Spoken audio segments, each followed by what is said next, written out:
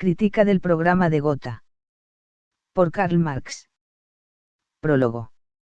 El manuscrito que aquí publicamos, la crítica al proyecto de programa de Gotha y la carta a Breik que la acompaña, fue enviado a Breik en 1875, poco antes de celebrarse el Congreso de Unificación de Gotha, para que los transmitiese a Geib, Auer, Beival y Liebknecht y se lo devolviera luego a Marx. Como el Congreso del partido en Halle había concluido en el orden del día de la discusión del programa de Gotha, me parecía cometer un delito hurtando por más tiempo a la publicidad de este importante documento, acaso el más importante de todos, sobre el tema que iba a ponerse en discusión. Este trabajo tiene, además, otra significación de mayor alcance aún. En él se expone por primera vez con claridad y firmeza, la posición de Marx frente a la tendencia trazada por Lassalle, desde que se lanzó a la agitación como a su táctica. El rigor implacable con que se desmenuza aquí el proyecto de programa, la inexorabilidad con que se expresan los resultados obtenidos, y se ponen de relieve los errores del proyecto. Todo esto hoy, a la vuelta de 15 años, ya no puede herir a nadie. Lasallanos específicos ya solo quedan ruinas aisladas en el extranjero, y el programa de Gotha ha sido abandonado en Halle, como absolutamente inservible, incluso por sus propios autores. A pesar de esto, he suprimido algunas expresiones y juicios duros sobre personas, allí donde carecían de importancia objetiva, y los he sustituido por puntos expresivos. El propio Marx, lo haría así, si hoy publicase el manuscrito. El lenguaje violento que a veces se advierte en él, obedecía a dos circunstancias. En primer lugar, Marx y yo estábamos más estrechamente vinculados con el movimiento alemán, que con ningún otro. Por eso, el decisivo retroceso que se manifestaba en este proyecto de programa, tenía por fuerza que afectarnos muy seriamente. En segundo lugar, nosotros nos encontrábamos entonces pasados apenas 2 años desde el Congreso de la Haya de la Internacional, véase la nota 2, en pleno apogeo de la lucha contra Bakunin y sus anarquistas, que nos hacían responsables de todo lo que ocurría en el movimiento de Alemania. Era pues, de esperar que nos atribuyesen también la paternidad secreta de este programa. Estas consideraciones ya no tienen razón de ser hoy, y con ellas desaparece también, la necesidad de los pasajes en cuestión. Algunas frases han sido sustituidas también por puntos, a causa de la ley de prensa. Cuando he tenido que elegir una expresión más suave, la he puesto entre paréntesis cuadrados. Por lo demás, reproduzco literalmente el manuscrito. Londres, 6 de enero de 1891. Federico Engels. Carta a Braque. Londres, 5 de mayo de 1875. Querido Breik. Le ruego que, después de leerlas, transmita las adjuntas glosas críticas marginales al programa de coalición, a Geib, Auer, Beival y Liebknecht, para que las vean. Estoy ocupadísimo y me veo obligado a rebasar con mucho el régimen de trabajo que me ha sido prescrito por los médicos. No ha sido, pues, ninguna delicia, para mí, tener que escribir una tirada tan larga. Pero era necesario hacerlo, para que luego los amigos del partido, a quienes van destinadas estas notas, no interpreten mal los pasos que habré de dar.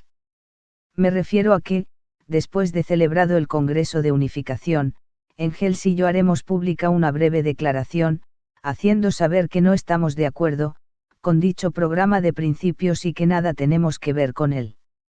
Es indispensable hacerlo así, pues en el extranjero se tiene la idea, absolutamente errónea, pero cuidadosamente fomentada por los enemigos del partido, de que el movimiento del llamado Partido de Eisenach está secretamente dirigido desde aquí por nosotros.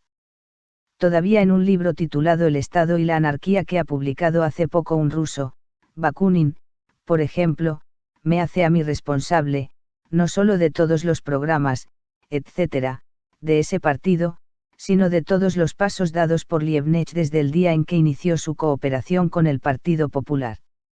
Aparte de esto, tengo el deber de no reconocer, ni siquiera mediante un silencio diplomático, un programa que es, en mi convicción, absolutamente inadmisible y desmoralizador para el partido.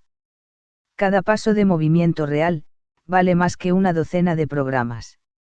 Por lo tanto, si no era posible y las circunstancias del momento no lo consentían ir más allá del programa de Eisenach, habría que haberse limitado simplemente a concertar un acuerdo para la acción contra el enemigo común. Pero cuando se redacta un programa de principios, en vez de aplazarlo hasta el momento en que una prolongada actuación lo prepare, se colocan ante todo el mundo, los jalones por los que se mide el nivel de los movimientos del partido. Los jefes de los lasallanos han venido a nosotros porque las circunstancias les obligaron a venir. Y si desde el primer momento, se les hubiera hecho saber que no se admitía ninguna discusión sobre los principios, habrían tenido que contentarse con un programa de acción o con un plan de organización para la actuación conjunta. En vez de esto, se les consiente que se presenten armados de mandatos, y se reconocen estos mandatos como obligatorios, rindiéndose así a la clemencia o inclemencia de los que necesitaban ayuda. Y, para colmo y remate, ellos celebran un congreso antes del Congreso de Conciliación, mientras que el propio partido reúne el suyo post festum. Indudablemente, con esto se ha querido escamotear toda crítica, y no permitir que el propio partido reflexione. Sabido es que el mero hecho de la unificación satisface de por sí a los obreros, pero se equivoca quien piense que este éxito efímero, no ha costado demasiado caro. Por lo demás, aún prescindiendo de la canonización de los artículos de fe de la Salle, el programa no vale nada. Próximamente le enviaré a usted las últimas entregas de la edición francesa de El Capital. La marcha de la impresión se vio entorpecida largo tiempo por la prohibición del gobierno francés. Esta semana o a comienzos de la próxima, quedará el asunto terminado. Ha recibido usted las 6 entregas anteriores. Le agradecería que me comunicase las señas de Bernard Becker, a quien tengo que enviar también las últimas entregas. La librería del Volksstadt obra de un modo particular. Hasta este momento, no he recibido ni un solo ejemplar de la tirada del proceso de los comunistas de Colonia. Saludos cordiales. Suyo. Karl Marx. Glosas marginales al programa del Partido Obrero Alemán. Primera parte. Primera tesis. El trabajo es la fuente de toda riqueza y de toda cultura, y como el trabajo útil solo es posible dentro de la sociedad y a través de ella, todos los miembros de la sociedad, tienen igual derecho a percibir el fruto íntegro del trabajo. Primera parte del párrafo. El trabajo es la fuente de toda riqueza y de toda cultura. El trabajo no es la fuente de toda riqueza. La naturaleza es la fuente de los valores de uso, que son los que verdaderamente integran la riqueza material, ni más ni menos que el trabajo, que no es más que la manifestación de una fuerza natural, de la fuerza de trabajo del hombre.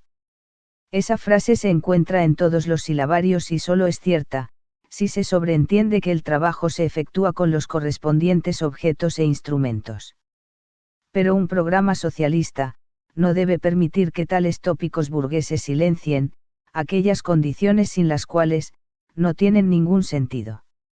En la medida en que el hombre se sitúa de antemano como propietario frente a la naturaleza, primera fuente de todos los medios y objetos de trabajo, y la trata como posesión suya, su trabajo se convierte en fuente de valores de uso y por tanto, en fuente de riqueza.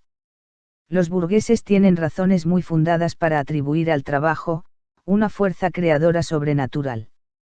Precisamente del hecho de que el trabajo está condicionado por la naturaleza, se deduce que el hombre, que no dispone de más propiedad que su fuerza de trabajo, tiene que ser, necesariamente, en todo estado social y de civilización, esclavo de otros hombres, de aquellos que se han adueñado de las condiciones materiales del trabajo. Y no podrá trabajar, ni por consiguiente, vivir, más que con su permiso. Pero dejemos la tesis tal como está o, mejor dicho, tal como viene renqueando. ¿Qué conclusión habría debido sacarse de ella? Evidentemente, esta. Como el trabajo es la fuente de toda riqueza, nadie en la sociedad puede adquirir riqueza, que no sea producto del trabajo. Si, por tanto, no trabaja él mismo, es que vive del trabajo ajeno, y adquiere también su cultura a costa del trabajo de otro. En vez de esto, se añade a la primera oración, una segunda mediante la locución copulativa, y como para deducir de ella y no de la primera la conclusión. Segunda parte del párrafo, el trabajo útil solo es posible dentro de la sociedad y a través de ella.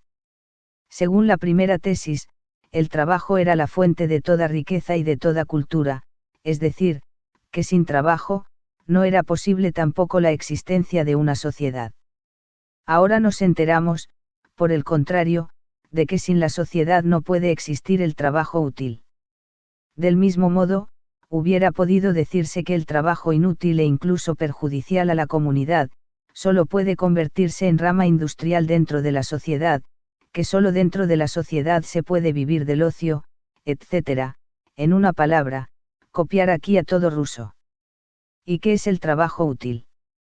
No puede ser más que uno, el trabajo que consigue el efecto útil propuesto.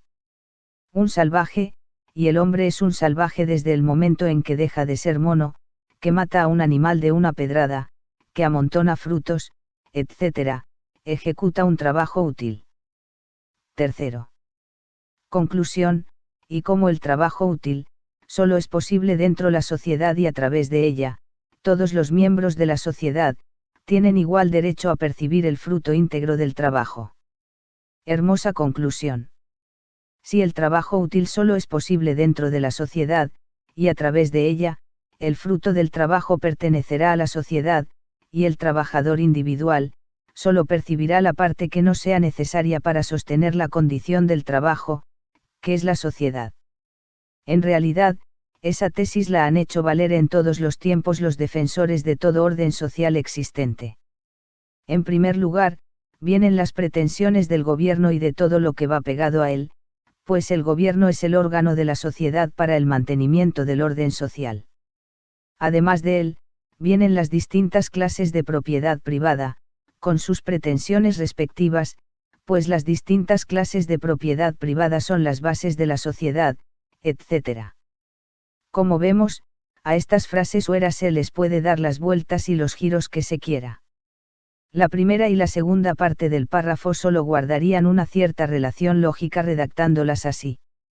El trabajo solo es fuente de riqueza y de cultura como trabajo social, o lo que es lo mismo, dentro de la sociedad y a través de ella. Esta tesis es, indiscutiblemente, exacta, pues aunque el trabajo del individuo aislado, presuponiendo sus condiciones materiales, también puede crear valores de uso, no puede crear ni riqueza ni cultura. Pero igualmente indiscutible es esta otra tesis. En la medida en que el trabajo se desarrolla socialmente, se convierte así, en fuente de riqueza y de cultura, se desarrollan también la pobreza y el desamparo del obrero, y la riqueza y la cultura de los que no trabajan. Esta es la ley de toda la historia hasta hoy. Así pues, en vez de los tópicos acostumbrados sobre el trabajo y la sociedad, lo que procedía era señalar, concretamente cómo en la actual sociedad capitalista, se dan ya al fin, las condiciones materiales, etc., que permiten y obligan a los obreros a romper esa maldición social. Pero de hecho, todo ese párrafo, que es falso no solo por su estilo sino también por su contenido, no tiene más finalidad que la de inscribir como consigna en lo alto de la bandera del partido el tópico lasallano, del fruto íntegro del trabajo. Volveré más adelante sobre esto del fruto del trabajo, el derecho igual, etc., ya que la misma cosa se repite luego en forma algo diferente. Segunda tesis. En la sociedad actual, los medios de trabajo, son monopolio de la clase capitalista, el estado de dependencia de la clase obrera, que de esto se deriva, es la causa de la miseria y de la esclavitud en todas sus formas. Así, corregida esta tesis, tomada de los estatutos de la Internacional, es falsa. En la sociedad actual, los medios de trabajo son monopolio de los terratenientes. El monopolio de la propiedad del suelo es, incluso la base del monopolio del capital y de los capitalistas. Los estatutos de la Internacional no mencionan, en el pasaje correspondiente, ni una ni otra clase de monopolistas. Hablan de los monopolizadores de los medios de trabajo, es decir, de las fuentes de vida. Esta expresión fuentes de vida, señala claramente, que la tierra está comprendida entre los medios de trabajo. Esta enmienda se introdujo porque La Salle, por motivos que hoy ya son todos conocidos, solo atacaba a la clase capitalista, y no a los terratenientes. En Inglaterra, la mayoría de las veces, el capitalista no es siquiera propietario del suelo sobre el que se levanta su fábrica. Tercera tesis. La emancipación del trabajo exige que los medios de trabajo se eleven a patrimonio común de la sociedad y que todo el trabajo sea regulado colectivamente, con un reparto equitativo del fruto del trabajo. Donde dice que los medios de trabajo se eleven a patrimonio común debería decir, indudablemente, se convierten en patrimonio común. Pero esto solo de pasada. ¿Qué es el fruto del trabajo? El producto del trabajo o su valor. Y en este último caso, el valor total del producto o solo la parte del valor que el trabajo añade al valor de los medios de producción consumidos. Eso del fruto del trabajo, es una idea vaga con la que La Salle ha suplantado conceptos económicos concretos. ¿Qué es reparto equitativo? No afirman los burgueses que el reparto actual es equitativo. Y no es este, en efecto, el único reparto equitativo que cabe, sobre la base del modo actual de producción. ¿Acaso las relaciones económicas son reguladas por los conceptos jurídicos? No surgen, por el contrario, las relaciones jurídicas de las relaciones económicas. No se forjan también los sectarios socialistas las más variadas ideas acerca del reparto equitativo. Para saber lo que hay que entender por la frase de reparto equitativo, tenemos que cotejar este párrafo con el primero. El párrafo que glosamos supone una sociedad en la cual los medios de trabajo son patrimonio común y todo el trabajo se regula colectivamente, mientras que en el párrafo primero vemos que todos los miembros de la sociedad tienen igual derecho a percibir el fruto íntegro del trabajo. Todos los miembros de la sociedad. Y también los que no trabajan. ¿Dónde se queda, entonces, el fruto íntegro del trabajo? ¿O solo los miembros de la sociedad que trabajan? ¿Dónde dejamos, entonces, el derecho igual, de todos los miembros de la sociedad? Sin embargo, lo de todos los miembros de la sociedad y el derecho igual, no son manifiestamente, más que frases. Lo esencial del asunto está en que, en esta sociedad comunista, todo obrero debe obtener el fruto íntegro del trabajo lasallano. Tomemos, en primer lugar, las palabras el fruto del trabajo, en el sentido del producto del trabajo, entonces el fruto del trabajo colectivo, será la totalidad del producto social. Pero de aquí hay que deducir. Primero, una parte para reponer los medios de producción consumidos. Segundo, una parte suplementaria para aumentar la producción. Tercero, el fondo de reserva o de seguro contra accidentes, trastornos debido a fenómenos naturales, etc. Estas deducciones del fruto íntegro del trabajo constituyen una necesidad económica, y su magnitud se determinará según los medios y fuerzas existentes, y a la vez, por medio del cálculo de probabilidades, lo que no puede hacerse de ningún modo es calcularlas partiendo de la equidad. Queda la parte restante del producto total, destinada a servir de medio de consumo. Pero, antes de que esta parte llegue al reparto individual, de ella hay que deducir todavía. Primero, los gastos generales de administración, no concernientes a la producción. En esta parte se conseguirá, desde el primer momento, una reducción considerable en comparación con la sociedad actual, reducción que irá en aumento a medida que la nueva sociedad se desarrolle. Segundo, la parte que se destina a satisfacer necesidades colectivas, tales como escuelas, instituciones sanitarias, etc. Esta parte aumentará considerablemente desde el primer momento, en comparación con la sociedad actual, y seguirá aumentando a medida que la sociedad se desarrolle. Tercero, los fondos de sostenimiento de las personas no capacitadas para el trabajo, etc., en una palabra, lo que hoy compete a la llamada beneficencia oficial. Solo después de esto, podemos proceder a la distribución, es decir, a lo único que, bajo la influencia de Lassalle, y con una concepción estrecha, tiene presente el programa, es decir, a la parte de los medios de consumo que se reparte entre los productores individuales de la colectividad. El fruto íntegro del trabajo se ha transformado ya, imperceptiblemente, en el fruto parcial, aunque lo que se le quite al productor en calidad de individuo vuelva a él, directa o indirectamente, en calidad de miembro de la sociedad. Y así como se ha evaporado la expresión el fruto íntegro del trabajo, se evapora ahora la expresión, el fruto del trabajo en general. En el seno de una sociedad colectivista, basada en la propiedad común de los medios de producción, los productores no cambian sus productos. El trabajo invertido en los productos no se presenta aquí tampoco, como valor de estos productos, como una cualidad material, poseída por ellos, pues aquí, por oposición a lo que sucede en la sociedad capitalista, los trabajos individuales no forman ya parte integrante del trabajo común, mediante un rodeo, sino directamente. La expresión el fruto del trabajo, ya hoy irrecusábal por su ambigüedad, pierde así todo sentido.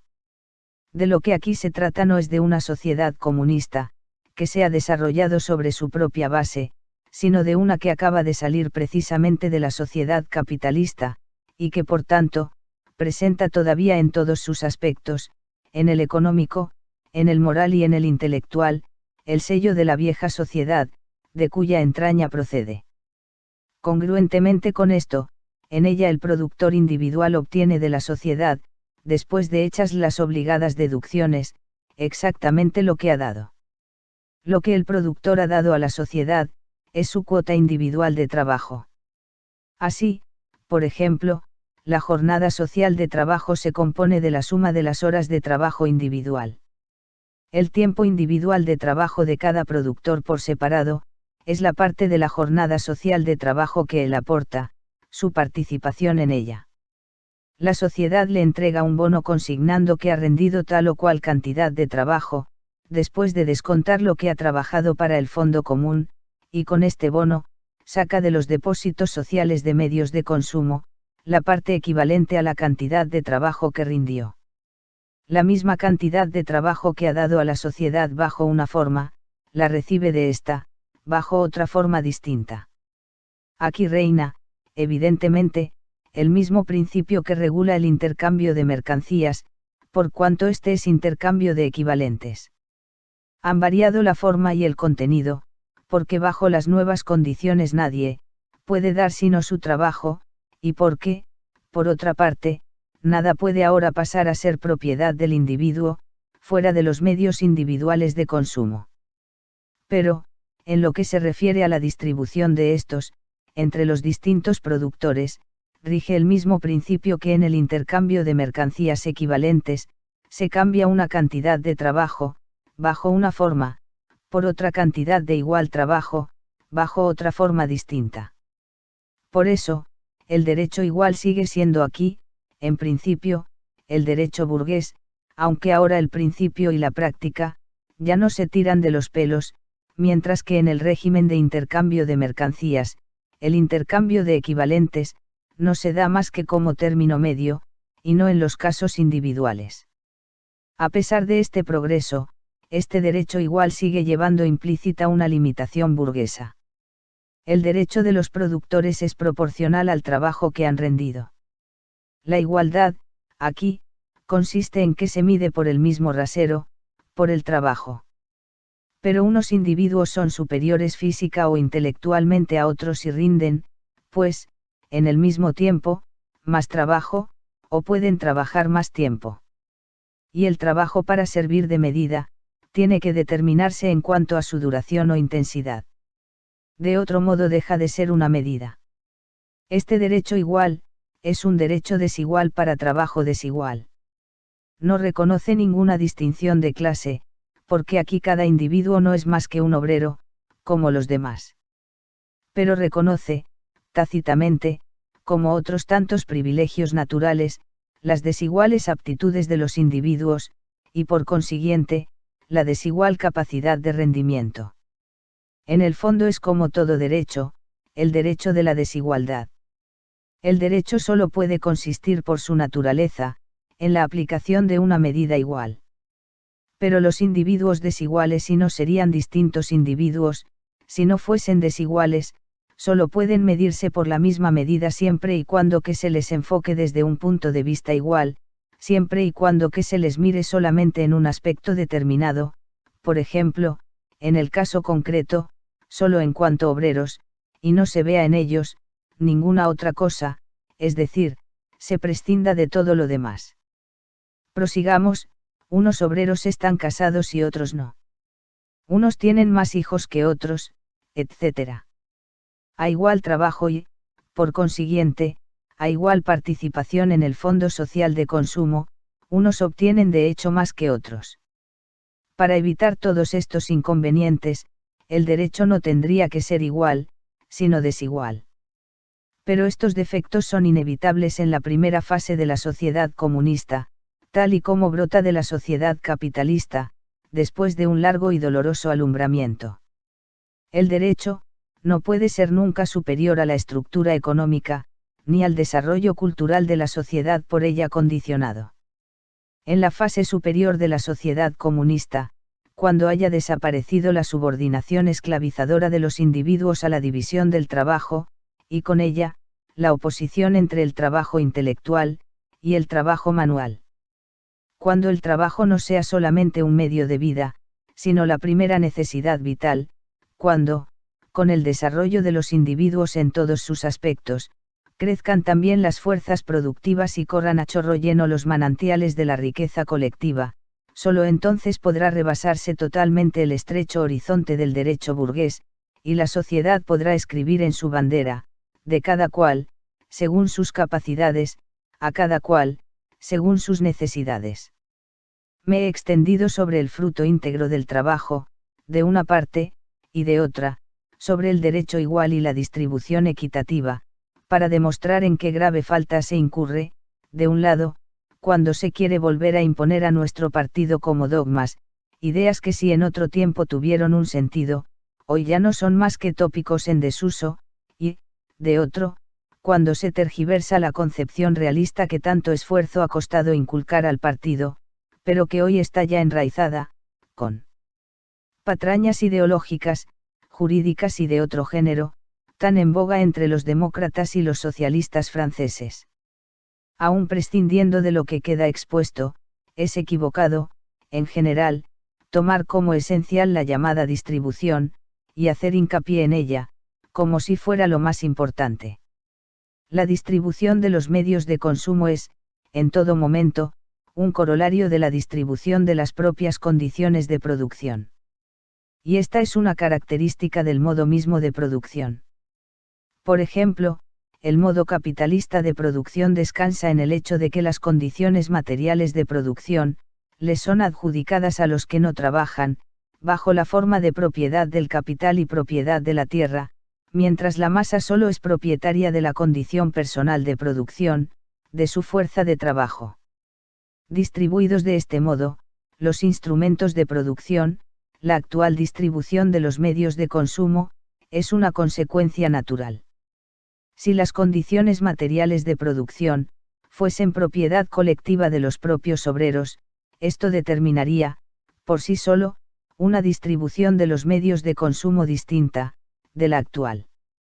El socialismo vulgar, y por intermedio suyo, una parte de la democracia, ha aprendido de los economistas burgueses, a considerar y tratar la distribución como algo independiente del modo de producción, y, por tanto, a exponer el socialismo como una doctrina que gira principalmente en torno a la distribución. Una vez que está dilucidada, desde hace ya mucho tiempo, la verdadera relación de las cosas, ¿por qué volver a marchar hacia atrás? Cuarta tesis. La emancipación del trabajo tiene que ser obra de la clase obrera, frente a la cual todas las demás clases, no forman más que una masa reaccionaria. La primera estrofa está tomada del preámbulo de los Estatutos de la Internacional, pero corregida. Allí se dice, la emancipación de la clase obrera debe ser obra de los obreros mismos, aquí, por el contrario, la clase obrera tiene que emancipar, ¿a quién? Al trabajo. Entiéndalo quien pueda. Para indemnizarnos se nos da, a título de antistrofa, una cita lasallana del más puro estilo, frente a la cual, a la clase obrera, todas las demás clases no forman más que una masa reaccionaria. En el Manifiesto Comunista, se dice, de todas las clases que hoy se enfrentan con la burguesía, solo el propietario es una clase verdaderamente revolucionaria.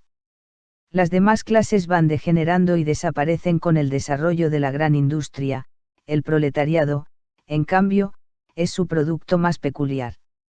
Aquí se considera a la burguesía como una clase revolucionaria, vehículo de la gran industria, frente a los señores feudales y a las capas medias, empeñados, aquellos y estas, en mantener posiciones sociales que fueron creadas por modos caducos de producción. No forman, por tanto, juntamente con la burguesía, sino una masa reaccionaria. Por otra parte, el proletariado es revolucionario frente a la burguesía, porque habiendo surgido sobre la base de la gran industria, aspira a despojar a la producción de su carácter capitalista, que la burguesía quiere perpetuar. Pero el manifiesto añade que las capas medias, se vuelven revolucionarias, cuando tienen ante sí, la perspectiva de su tránsito inminente al proletariado. Por tanto, desde este punto de vista, es también absurdo decir que frente a la clase obrera, no forman más que una masa reaccionaria, juntamente con la burguesía, y además, por si eso fuera poco, con los señores feudales. Es que en las últimas elecciones se ha gritado a los artesanos, a los pequeños industriales, y a los campesinos. Frente a nosotros no formáis, juntamente con los burgueses, y los señores feudales, más que una masa reaccionaria. Lasalle se sabía de memoria el Manifiesto Comunista, como sus devotos, se saben los evangelios compuestos por él. Así, pues, cuando lo falsificaba tan burdamente, no podía hacerlo más que para cohonestar su alianza, con los adversarios absolutistas y feudales contra la burguesía. Por lo demás, en el párrafo que acabamos de citar, esta sentencia lasallana está traída por los pelos, y no guarda ninguna relación con la mal digerida y arreglada cita de los estatutos de la Internacional. El traerla aquí es sencillamente una impertinencia que seguramente no le desagradará, ni mucho menos, al señor Bismarck, una de estas impertinencias baratas en que es especialista el Marat de Berlín. Tesis quinta. La clase obrera procura, en primer término, su emancipación dentro del marco del Estado Nacional de hoy, consciente de que el resultado necesario de sus aspiraciones, comunes a los obreros de todos los países civilizados, será la realización de la fraternidad internacional de los pueblos. Por oposición al Manifiesto Comunista, y a todo el socialismo anterior, Lasalle concebía el movimiento obrero desde el punto de vista nacional más estrecho. Y, después de la actividad de la Internacional, aún se siguen sus huellas por este camino. Naturalmente, la clase obrera, para poder luchar, tiene que organizarse como clase en su propio país, ya que este es la palestra inmediata de sus luchas. En este sentido, su lucha de clase es nacional, no por su contenido, sino, como dice el Manifiesto Comunista, por su forma. Pero, el marco del Estado Nacional de hoy, por ejemplo, del Imperio Alemán, se halla a su vez, económicamente, dentro del marco del mercado mundial y políticamente, dentro del marco de un sistema de estados. Cualquier comerciante sabe que el comercio alemán es, al mismo tiempo, comercio exterior, y el señor Bismarck, debe su grandeza precisamente, a una política internacional sui generis. ¿Y a qué reduce su internacionalismo el Partido Obrero Alemán? A la conciencia de que el resultado de sus aspiraciones será la fraternidad internacional de los pueblos, una frase tomada de la Liga Burguesa, por la paz y la libertad que se quiere hacer pasar como equivalente de la fraternidad internacional de las clases obreras, en su lucha común contra las clases dominantes y sus gobiernos. De los deberes internacionales de la clase obrera alemana no se dice, por tanto, ni una palabra. Y esto es lo que la clase obrera alemana debe contraponer a su propia burguesía, que ya fraterniza contra ella como los burgueses de todos los demás países, y a la política internacional de conspiración del señor Bismarck. La profesión de fe internacionalista del programa queda, en realidad, infinitamente por debajo de la del Partido Librecambista. También este afirma que el resultado de sus aspiraciones será la fraternidad internacional de los pueblos. Pero, además, hace algo por internacionalizar el comercio, y no se contenta, ni mucho menos, con la conciencia de que todos los pueblos comercian dentro de su propio país. La acción internacional de las clases obreras no depende, en modo alguno, de la existencia de la Asociación Internacional de los Trabajadores. Esta fue solamente un primer intento de dotar a aquella acción de un órgano central, un intento que, por el impulso que dio, ha tenido una eficacia perdurable, pero que en su primera forma histórica no podía prolongarse después de la caída de la Comuna de París. La Norddeutsche de Bismarck tenía sobrada razón cuando, para satisfacción de su dueño, proclamó que en su nuevo programa, el Partido Obrero Alemán, renegaba del internacionalismo. Segunda parte.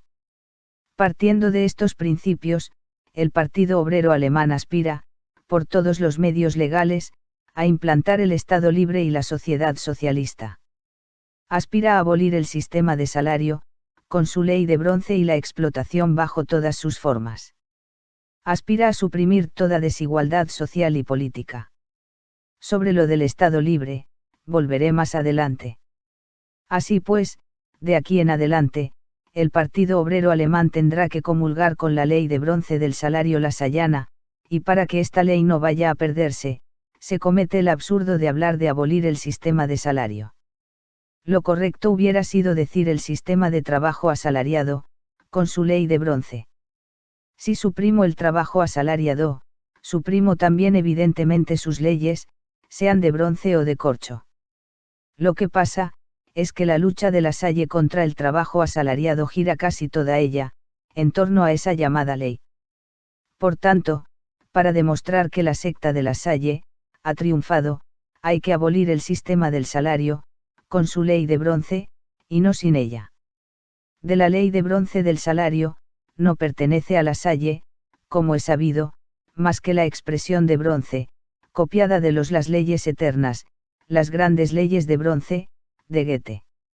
La expresión de bronce, es la contraseña por la que los creyentes ortodoxos se reconocen. Y si admitimos la ley con el cuño de la Salle, y por tanto en el sentido lasalleano, tenemos que admitirla también con su fundamentación. ¿Y cuál es esta? Es, como ya señaló Lange, poco después de la muerte de la Salle, la teoría de la población de Malthus predicada por el propio Lange. Pero, si esta teoría es exacta, la mentada ley no se podrá abolir, por mucho que se suprima el trabajo asalariado, porque esta ley no regirá solamente para el sistema del trabajo asalariado, sino para todo sistema social. Apoyándose precisamente en esto, los economistas han venido demostrando, desde hace 50 años y aún más, que el socialismo no puede acabar con la miseria, determinada por la misma naturaleza, sino solo generalizarla, repartirla por igual, sobre toda la superficie de la sociedad. Pero todo esto no es lo fundamental. Aún prescindiendo plenamente de la falsa concepción lasallana de esta ley, el retroceso verdaderamente indignante, consiste en lo siguiente. Después de la muerte de la Salle, se había abierto paso en nuestro partido, la concepción científica según la cual el salario no es lo que parece ser, es decir, el valor o el precio del trabajo, sino solo una forma disfrazada del valor o del precio de la fuerza de trabajo.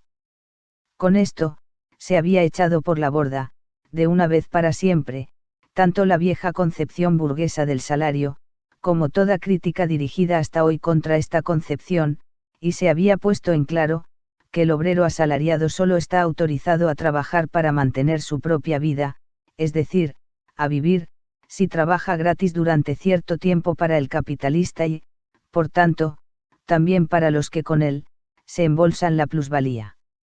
Que todo el sistema de producción capitalista gira en torno a la prolongación de este trabajo gratuito, alargando la jornada de trabajo o desarrollando la productividad, o sea, acentuando la tensión de la fuerza de trabajo. Que por tanto, el sistema del trabajo asalariado, es un sistema de esclavitud, una esclavitud que se hace más dura a medida que se desarrollan las fuerzas sociales productivas del trabajo, aunque el obrero esté mejor o peor remunerado. Y cuando esta concepción iba ganando cada vez más terreno en el seno de nuestro partido, se retrocede a los dogmas de La Salle, a pesar de que hoy ya nadie puede ignorar que La Salle no sabía lo que era el salario, sino que, yendo a la zaga de los economistas burgueses, tomaba la apariencia por la esencia de la cosa. Es como si, entre esclavos que al fin han descubierto el secreto de la esclavitud, y se rebelan contra ella, viniese un esclavo fanático de las ideas anticuadas, y escribiese en el programa de la rebelión: la esclavitud debe ser abolida, porque el sustento de los esclavos, dentro del sistema de la esclavitud, no puede pasar de un cierto límite, sumamente bajo. El mero hecho de que los representantes de nuestro partido fuesen capaces de cometer un atentado tan monstruoso contra una concepción tan difundida entre la masa del partido, prueba por sí solo la ligereza criminal, la falta de escrúpulos con que se ha acometido la redacción de este programa de transacción.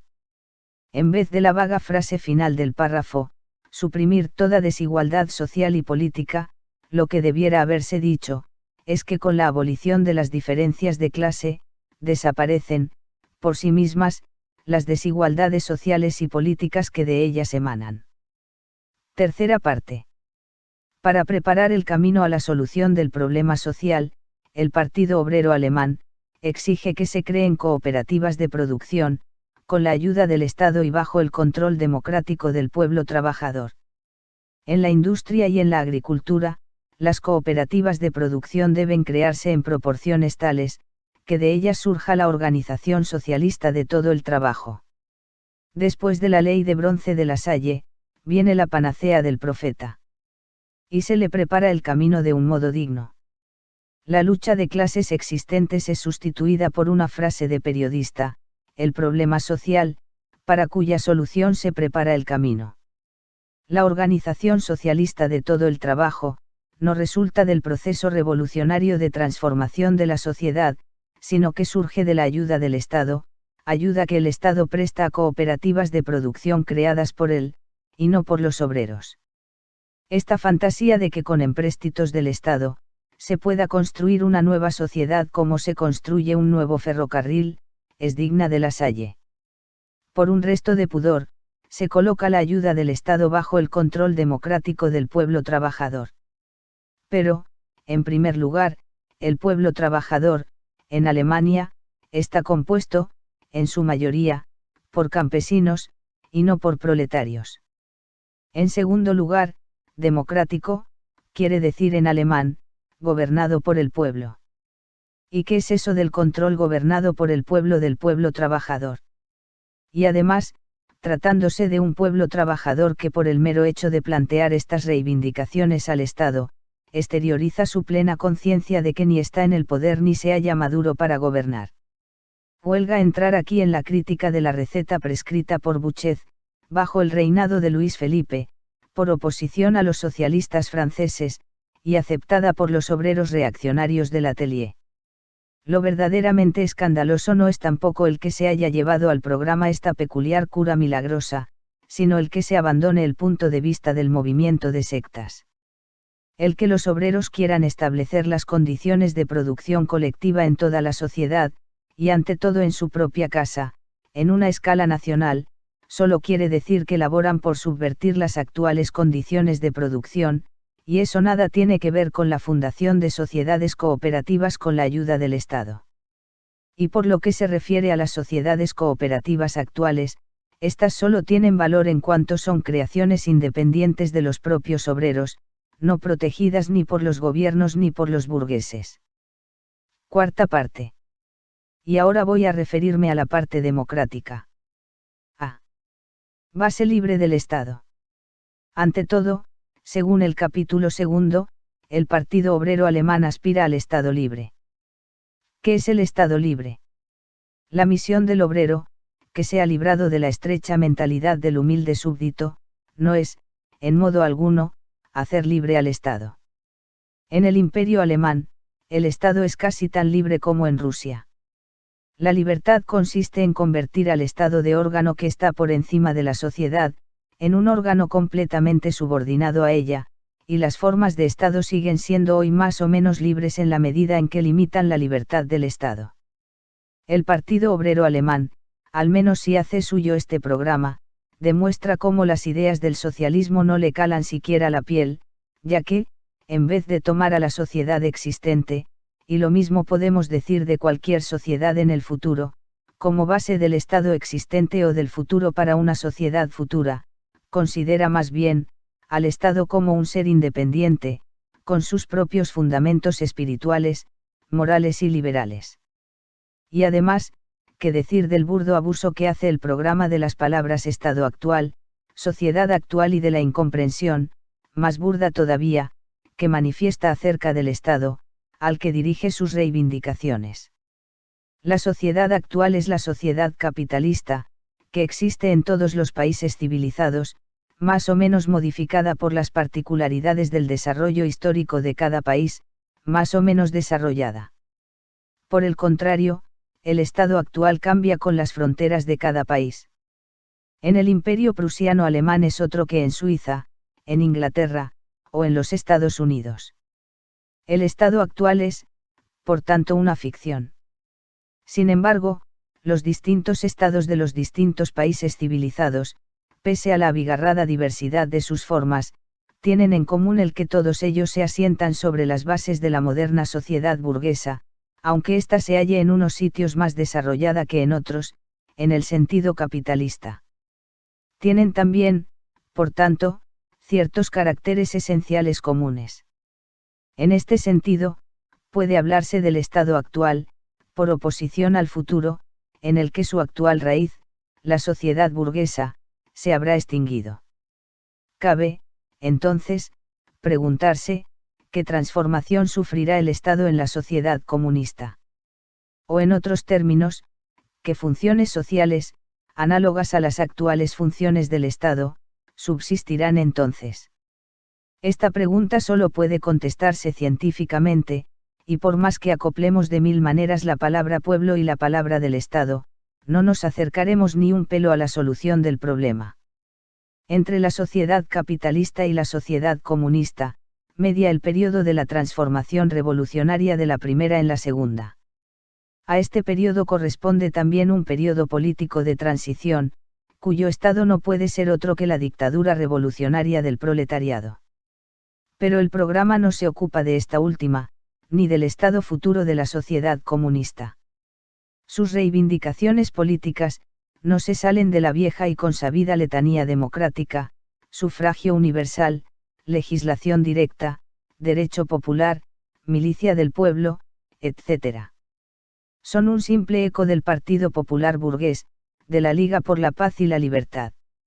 Son todas ellas, reivindicaciones que, cuando no están exageradas hasta verse convertidas en ideas fantásticas, están ya realizadas.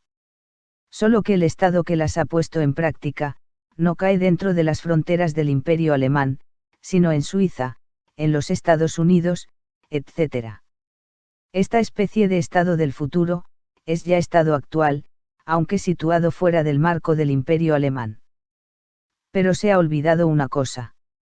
Ya que el Partido Obrero Alemán declara expresamente que actúa dentro del actual Estado nacional, es decir, dentro de su propio Estado, del Imperio prusiano alemán, de otro modo sus reivindicaciones serían, en su mayor parte, absurdas, pues solo se exige lo que no se tiene, no debía haber olvidado lo principal, a saber, que todas estas lindas menudencias tienen por base el reconocimiento de la llamada soberanía del pueblo, y que, por tanto, solo caben en una república democrática.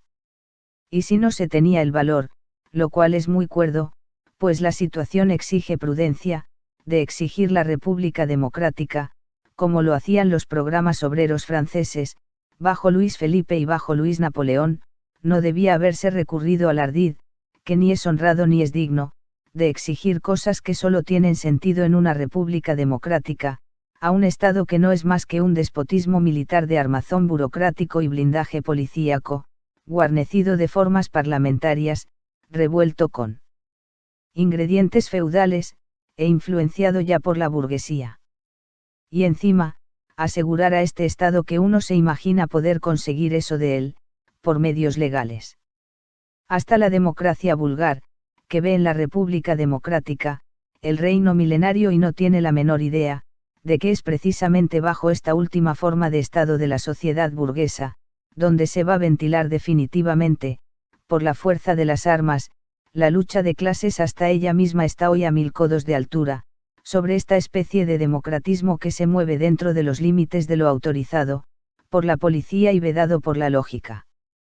Que por Estado se entiende, en realidad, la máquina de gobierno, o el Estado en cuanto, por efecto de la división del trabajo, forma un organismo propio, separado de la sociedad, lo indican ya estas palabras.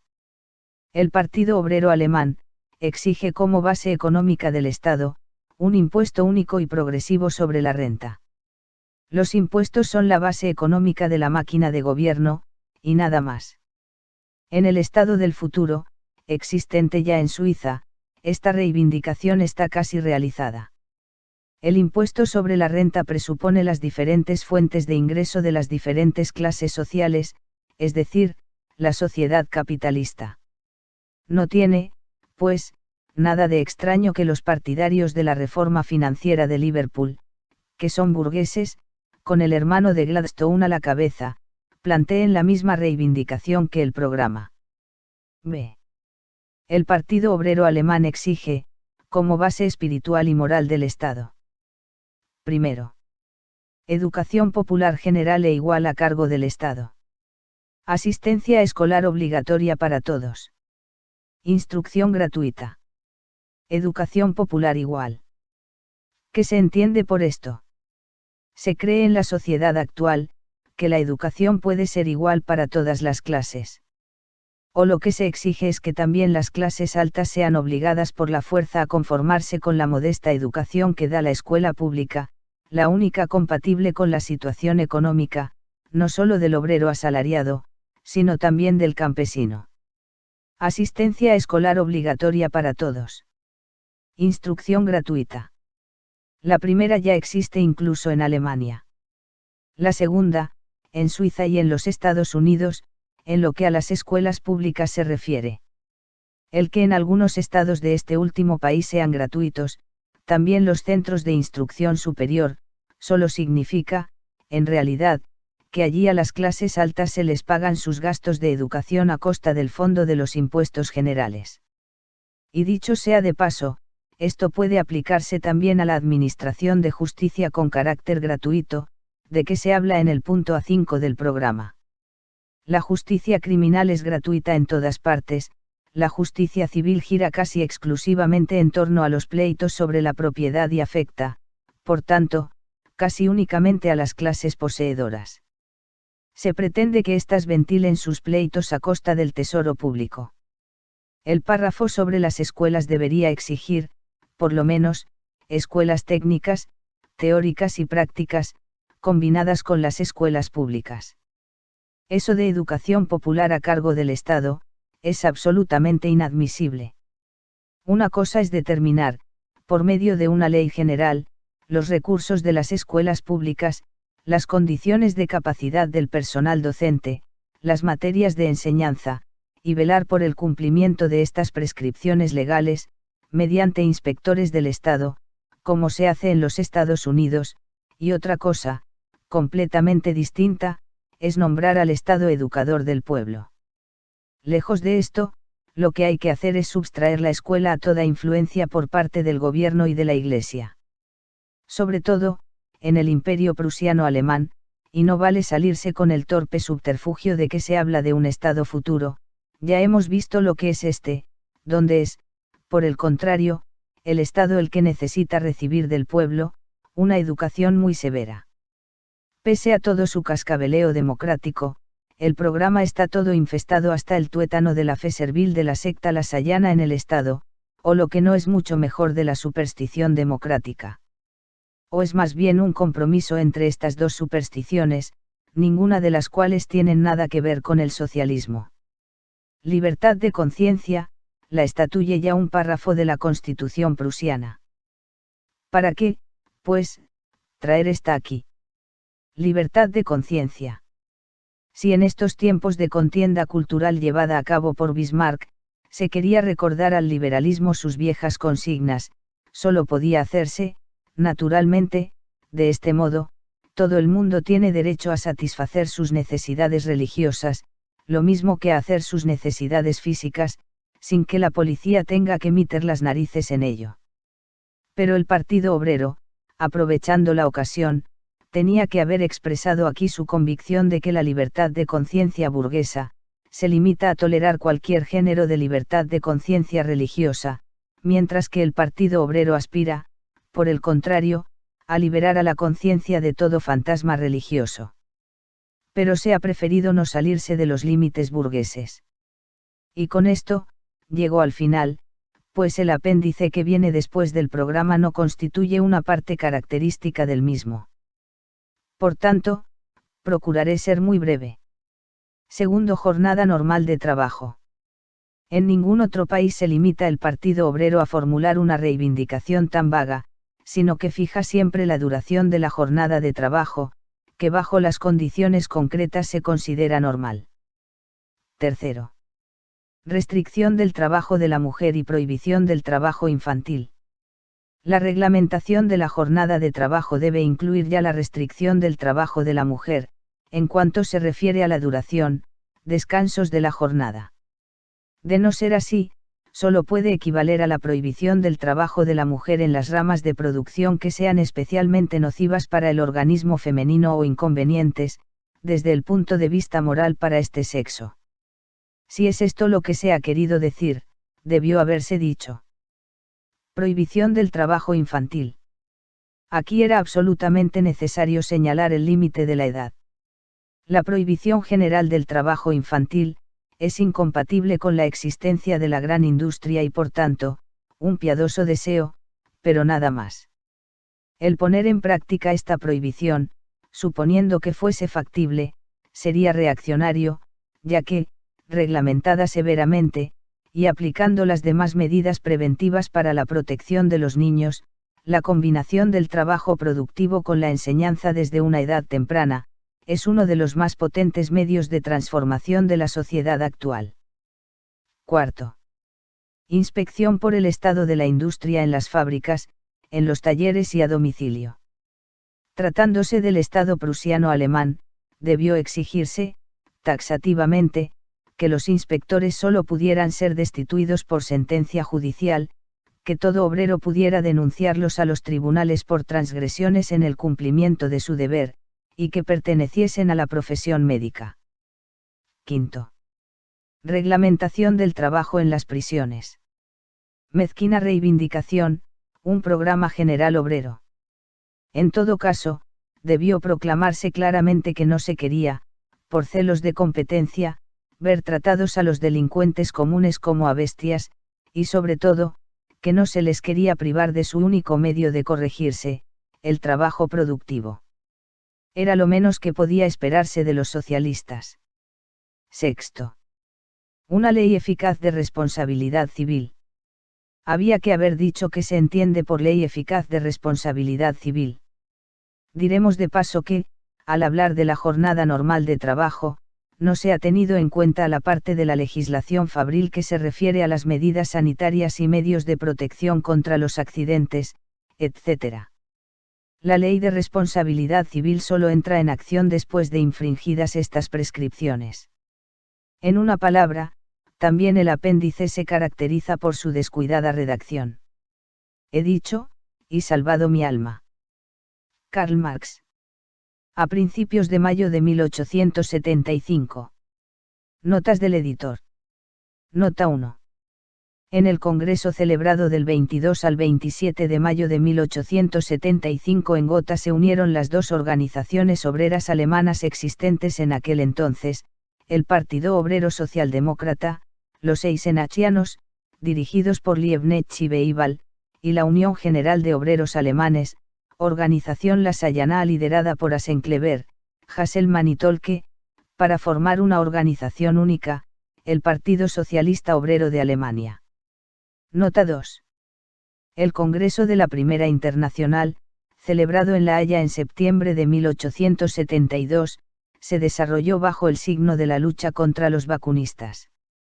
La mayoría del Congreso se pronunció a favor del Consejo General, dirigido por Marx. Bakunin fue expulsado de la Internacional.